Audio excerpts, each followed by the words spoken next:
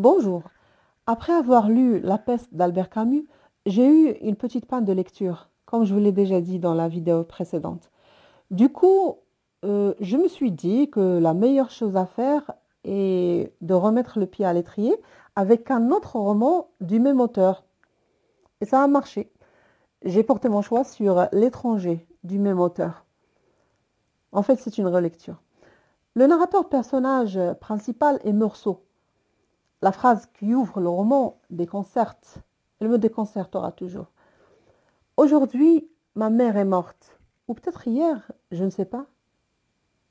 Cette phrase nous plonge d'emblée dans le monde d'un anti-héros qui avance sans être touché par ce qui se passe autour de lui. On dirait, on dirait que les événements glissent sur lui sans l'atteindre. Il ne ressent aucune empathie. Il assiste à l'enterrement de sa mère sans état d'âme. Quand on lui demande s'il veut la voir pour la dernière fois avant sa mise en bière, il répond non. Le lendemain, il va à la plage, puis au cinéma avec Marie, avec laquelle il démarre une relation amoureuse. Il accepte aussi de se marier avec elle, pas parce qu'il l'aime, mais parce qu'elle le lui a demandé.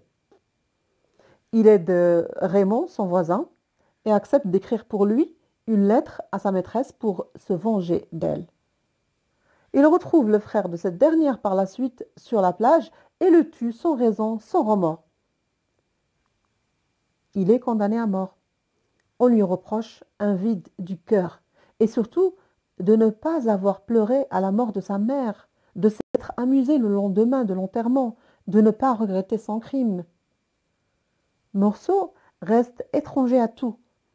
Lui ne comprend pas cet acharnement sur lui, mais ne fait rien pour être récupérable, ce qui engendre un sentiment d'impuissance chez son entourage, mais aussi chez le lecteur, qui est en quelque sorte complice, puisque toute son empathie, c'est-à-dire je parle de l'empathie du lecteur, va vers Meursault. Il n'en reste rien pour les vraies victimes. Les vraies victimes, c'est sa mère morte seule dans un asile, la prostituée qui se fait battre, c'est aussi le jeune arabe qui est tué froidement.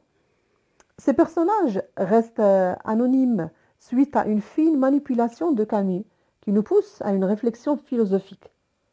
Les règles morales, juridiques, religieuses peuvent-elles corriger le manque d'altruisme, d'empathie?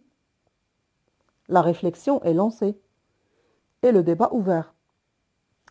J'ai adoré relire ce chef-d'œuvre de l'absurde au style simple, direct, et qui donne à réfléchir sur l'intérêt des règles dans nos sociétés, si l'empathie et l'altruisme n'existaient pas.